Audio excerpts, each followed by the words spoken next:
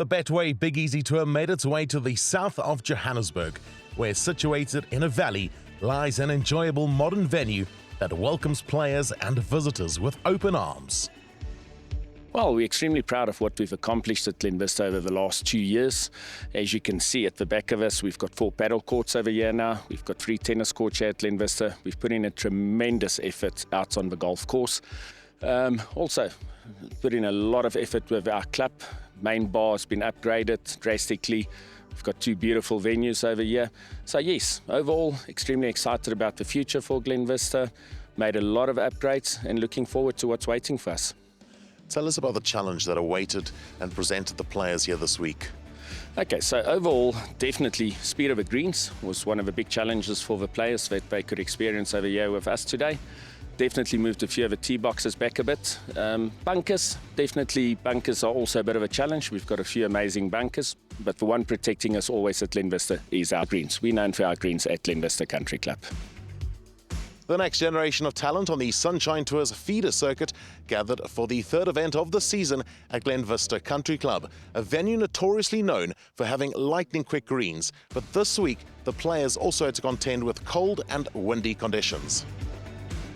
Out in the morning, Louis Liebenbach relied on his local knowledge during the first round, and he signed for a 4-under par 68. Home course, you kind of expect to do well, and with these big easies, if you get off to a bad start, you're under so much pressure just to make the cut, so shooting 4 under round 1 was fantastic. Even in those tough conditions, I was able to just play my own game, just trust it and try to enjoy it, and yeah, it worked out. Brimming with confidence was the previous tournament's winner, Lyle Pedro. The Session Golf Club professional followed up his playoff victory over Daniel Cronier with a bogey-free round of 66. The goal was at Ramsey to go bogey-free, and then I just tried to keep that momentum, and I got a nice little 66 there, bogey-free, so I was happy about that round. Just all around solid fairways and greens, and yeah, the putter was also working. Harry Koenig was out at a time when the wind was as brutal as can be imagined. He began the week with an unwanted bogey, but responded by making 5 birdies and 2 eagles in an impressive round of 65. If you can drive the ball fairly long and straight around here, I mean, it's an advantage anywhere, I suppose. Yeah, I got off to a great start on day 1 in the afternoon. Conditions were tough. Was really happy with the way I played. Played 4 par 5s and 6 under, which always helps. Koenig tamed the Glenvista wind for a 1-stroke advantage, while a further 28 players went under par on the opening day of this 54-hole event. Joe Knox, who earned a Sunshine Tour card through the Ernie Els Supporter Tour at the end of last season, moved into contention with a second round of 68. First day it wasn't easy, but it was much easier than yesterday, and I played okay, just didn't really get anything going. Is what it is, fine. And yesterday was hard, really hard. It was 60k gusts, and I played nicely. I had a couple of 3 putts, but I scored well, shot 4 under, and I think it was the second best round of the day or something. So yeah, hopefully I can hold a few putts. Greens are really good. You just can't be top side of them. But yeah, looking to try chase down one of my best mates and compatriot in Harry. Low scores, though, were hard to come by, but Joe Sullivan stood up to the extreme cold, and the Englishman made 4 birdies and an eagle after making the turn in level par. Yeah, I mean, it was a good round, especially in those tough conditions. Hit the ball really, really well, which was nice. I was able to flight the ball in the wind. And then good short game, two chip-ins really helps. And then getting it in playoff tee, if you hit it off playoff tee, it's not going to help you, so yeah. Lyle Pedro, on the other hand, rode the momentum of his opening 66, and he signed for a level par 72 to stay within striking distance.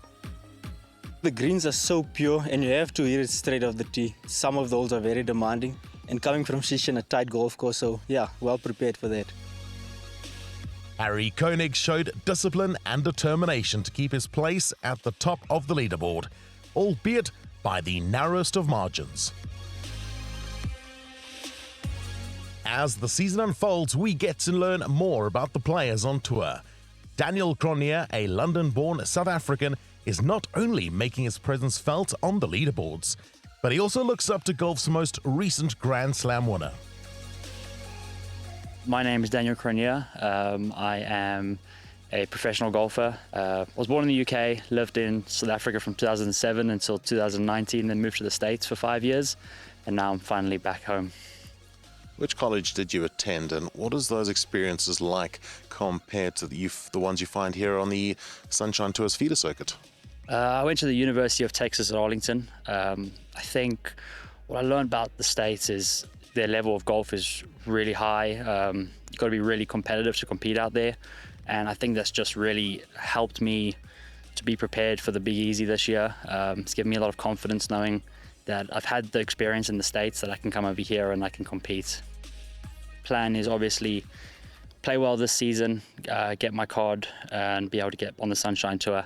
I will head over to the States for Q School this year, so we'll see how that goes, but it's been a great opportunity and a great learning curve to be out here on the Big Easy and just sharpen up my game and get ready for the next chapter of my golfing career. 11 international players pegged it up in the final round at Glenvista to highlight the continued growth of the Betway Big Easy Tour. Australia's Austin Bautista, who grabbed second place at the Sunshine Tour's FBC Zim Open, carded a closing 70 to share 11th position at 3 under par, alongside the USA's Hunter Epson and Louis Liebenbach, who signed off his week on his home track with a 71. Harry Koenig, meanwhile, continued to handle the elements and the lead with the maturity of a seasoned veteran. Lyle Pedro's hopes of claiming back-to-back victories faded following a front half of 41 on another testing day, and he slipped back into a share of 16th at 1 under. Chile's Tomas Gana is another using the pathway created by the Sunshine Tour to further his professional career, and with a round of 69, he tied for 7th position. Daniel Cronier produced another strong final round display, and the 25-year-old shared 5th place at 6 under with Jordan Duminy. Both players fired closing 67s on the last day, and they'll head into the 4th event of the campaign on the Betway Big Easy Tour with confidence. The two English Joes, meanwhile, tried to keep pace with leader Harry Koenig, but in the end, they had to settle for second with South Africa's Brandon Gildenhuys at 7 under. Knox, a former winner on the Betway Big Easy Tour and last season's runner-up on the Order of Merit standings, signed for a closing 69. Sullivan, playing in the final group with leader Koenig, shot 71. Gildenhuys carded 6 red numbers in his sparkling round of 67. Koenig was able to distance himself from the chasing pack with a composed round of 68, and he capped off a superb display with a par at the last, which saw him cruise to a 4-stroke triumph. You know, I was in a good position going into the final round at Danefern, didn't quite have it the final round. Was in the final group last week, didn't quite have it, finished 3rd. So the results have definitely been trending, and this was my week. Koenig, with a tournament-winning score of 11 under par, became the 3rd different winner on the Betway Big Easy Tour this season, after Ulrich van den Berg and Lyle Pedro captured the opening 2 events. I think South African golf's just getting stronger and stronger. I kind of came out here a few years ago, and I was probably the only Englishman playing. But I think they've started to realise that the golf's so good out here, the standard's good, the fields are good, the opportunities are great. So I think people are starting to switch on and decide to come and give it a try over here.